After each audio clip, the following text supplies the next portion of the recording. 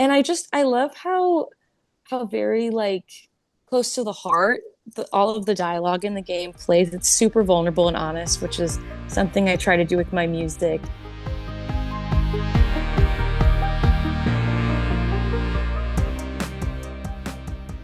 Welcome back to Side Quest and our latest episode of the Games That Shaped. Today, we are joined by Lili of Beach Bunny. Ahead of the group's third studio album, Tunnel Vision, which releases this month, we are catching up with Lili about her history with gaming, which Animal Crossing character has Beach Bunny vibes, her biggest dress to impress flex, and of course, the video games that have inspired her and her band's work. From Club Penguin to Undertale, here are the games that shaped Beach Bunny. I'm excited that you're joining me just because, there's been moments throughout Beach Bunny and your story where, video games are pretty prevalent.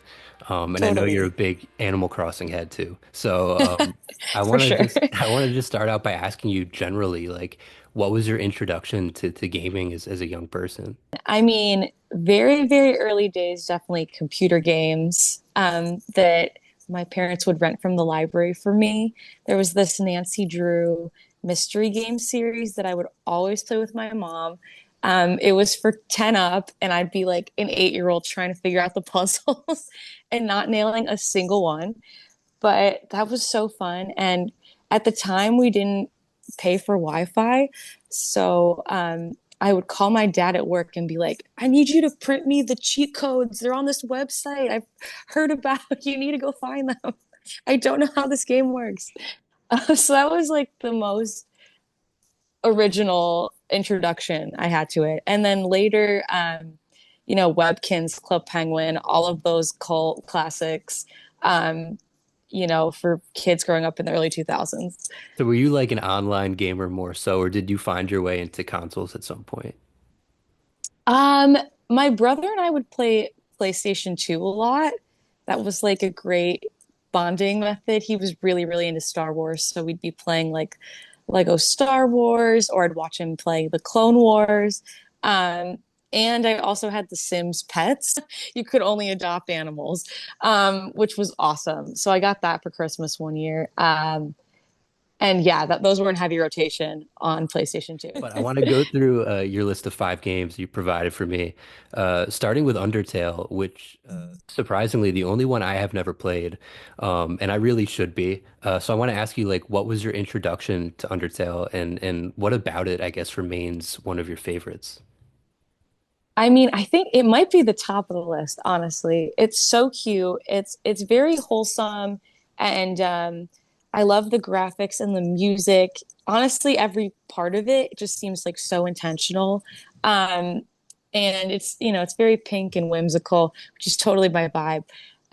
Back in the day, I used to watch a lot of Dan and Phil on YouTube, and they were playing it, and I was kind of watching them do like start a gameplay, and was like, why don't I just get this game? I don't need to watch them complete the game. I should enjoy the game myself. And yeah, my brother and I played it on his PC at the time. And I just remember we binged it. It was like uh very early pandemic. There was nothing else to do, and our whole day became devoted to finishing this game. Have you gone back to it since? Yes, actually, a couple times now on Switch. Speaking of Switch, the next game they provided is Animal Crossing. I Mhm. remember you playing New Horizons a couple years back, and you posted about it on Instagram. But did you start on Switch or did you dabble in any of the previous games? So way back in the day, I had it on Nintendo, which was so fun. Um, and then I was a little bit late to the party when it came on to Switch. I feel like everyone got it 2020 in lockdown. But I didn't get a Switch till the next year. And I kind of got it because I was trying to pursue someone and they were playing it. So I was like, oh, this will be a great way to bond over FaceTime. And it did work. Oh, that's 10 out of incredible. 10 recommend. I don't want to make you pick favorites, but do you have like a favorite villager close to your heart? Ooh.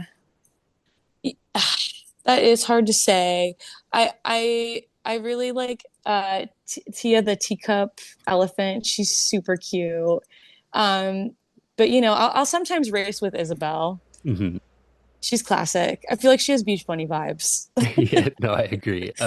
Curious too, like how, the way I play Animal Crossing is like maybe I just want to go on and collect stuff, or maybe I just want to, Hmm. build up my little house and whatnot. But how do you play it? Like what is your what like missions do you set for yourself when you turn on the Switch? Ooh. Yeah, I mean, I was, like I said, I was a little bit behind. So I would see all these amazing islands on Pinterest and so desperately wanted to, at least have like an organized island. But then I kept rethinking what theme I wanted.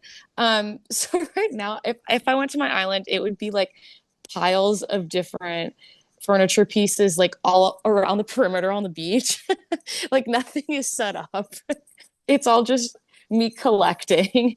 But I got to do my routine, probably pick some apples, maybe like build some pieces. And I love the island element where you can travel and collect stuff. So, yeah, a No, of little bit of course. everything. Next up we have Tears of the Kingdom. I'm curious as Yes. to what makes it your favorite Zelda title, and what do you think separates it from the others? Oh man. I mean, honestly, I didn't really dive into Zelda before Breath of the Wild. And so I kind of played that and then I was halfway through. And everybody had sort of finished the game at that point when this new one was coming out. Um, and so yeah, I was like, okay, I'll just switch to the other one. Because I'd seen my partner beat it. So I was like, I'm over Breath of the Wild. Let's go to Tears of the Kingdom. And yeah, I mean, that one is just so fun. I totally do not play the story at all. I'm such like a forager and explorer. I love the open world element. Um, and I honestly think it is a great tool for like people that have some seasonal depression. It is so beautiful. And I like just getting to like wander the fields and find mushrooms and stuff like that. Um, yeah, it's awesome. It's like the best escapism game I think I've ever played. And I think, escapism goes hand in hand with Club Penguin. Toward the end of this list, you got pretty creative. Nobody has mentioned Club Penguin in like the 4 episodes I've done prior. Um, and I've like had years of my life dedicated to this game for sure. So Hmm. there is a likelihood we were on the same servers. But what was your ideal day like on Club Penguin as a child? I mean, Club Penguin was like the top, maybe the top tier peak in my life in general. I was so devout. I didn't have the membership. Me too, man. That was Yeah, like I was that was struggling. such a detriment. Like It you saw really everybody like was. with like the big houses and all their I stuff. know. I was really just trying to catch up. And I don't know if you remember this, but certain holidays or festivals on Club Penguin, you could get an item. So it'd be like you won the Dojo series. You could collect all the belts. That was an item you could get. Christmas, you could get like a Santa hat. So I would always be on these forums being like, what's the next festival? I need to collect the items. So I was very devout in that way. Other than that, I honestly made a lot of friends on Club Penguin, and a lot of my classmates played Club Penguin. So I'd be ringing them up on the house phone, being like, "Hey, meet me at the iceberg on Arctic Blitz at 5 p.m. We're gonna like tip the iceberg or whatever." So that was a really fun bonding where I feel like I was making friends in the game that were my age and also like probably what people do on Discord now on voice chat. I was just using my house phone, making a group call and being like, let's all hang out on Club Penguin. Great community app. And they've remade it. So I've played since as an adult and it still holds up. And did you have a favorite, or do you currently have a favorite mini game in Club Penguin then? Ooh. Um, I really like I'll say two. I like the one where you have to catch the coffee bags. That one's super fun. And you get hit with like the anvil. And then I also like the fishing game a lot. Mhm. That one was very slow and steady, but I really wanted to get the most. I guess, peak mini games in mind. The last game that you provided is Dress to Impress. Your final pick. This is, again, my only fifth episode doing this, but surprisingly, the Hmm. first time anyone's picked Dress to Impress. Uh, Totally. is this a game that you wish existed, when you were growing up around that Club Penguin era? Oh, absolutely. I think it's like probably meant for that age demographic, but I love that it's expanded and yeah, I had heard about Roblox and stuff like that, it's just a popular app people use, but I never really explored it. Um and so I was just trying out different games, but Dress to Impress for some reason I got very addicted to the last few months. Unfortunately, my laptop broke, so like my high score is lost forever. Okay. Um, but I do think yeah, it really honestly helped me understand like layering fashion better in a weird way. Um, and we actually made a little Beach Bunny dress up game that was kind of inspired by this Mhm. addiction I've had that's coming out soon. So I'm super excited for that.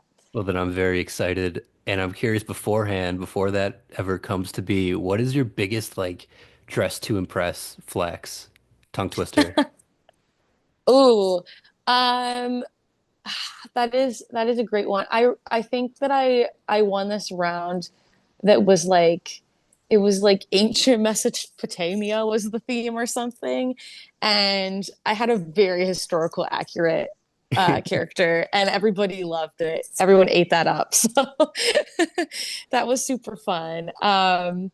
I can't remember even what status I am, but I know that I've put in at least like 200 hours. Oh my gosh. Well, I mean, I have to get to the serious part of this interview here, but I do wish we could talk more about Dress to Impress. But I guess, like, which of these games, that we've mentioned up here, do you feel like has most inspired, I guess, you as a musician, whether it be soundtrack, visuals, or just like the type of gameplay? Totally.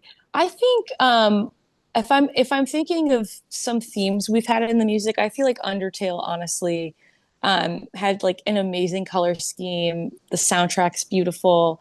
Um Honestly, some of the soundtrack has almost um like a swing feel to it, which I was listening back and I was like, this kind of sounds like a little bit like the song Vertigo that we put out last summer. Hmm. Just something about the vibe. But definitely, yeah, the color scheme. Um, and I love how very like close to the heart all of the dialogue in the game plays. It's super vulnerable and honest, which is something I try to do with my music, and really covers like a wide spectrum of emotions and just has such a cozy feel, which I think maybe in some ways Beach Bunny has too. On the Hmm. surface, it's cute and cozy, but I try to be honest and connect with maybe some like harder emotions too. Of course, I think that kind of goes hand in hand with my next question, which is like, gaming has kind of found its way in your art in one way or another throughout the Mhm. years. We look at, of course, this Dress to Impress style situation coming out, and then of course like the Blame Game EP cover for one. Um, Totally. but like, I guess, how important is it that, this history of gaming can be felt in these like kind of unique little ways, Mm. throughout either your discography or just the art that you make? I think it's super important, honestly. I mean, everything kind of that you experience goes into your art in a way. So it's like just casting a wide net on what you're consuming. And movies are awesome and books are awesome, but I think video games honestly are just as valid.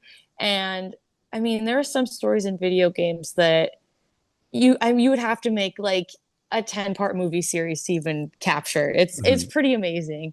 And I think going out and being able to escape a little while in a video game definitely leads to other creative stuff. It's like you're giving your brain a little bit of a rest, but also consuming probably some really beautiful content.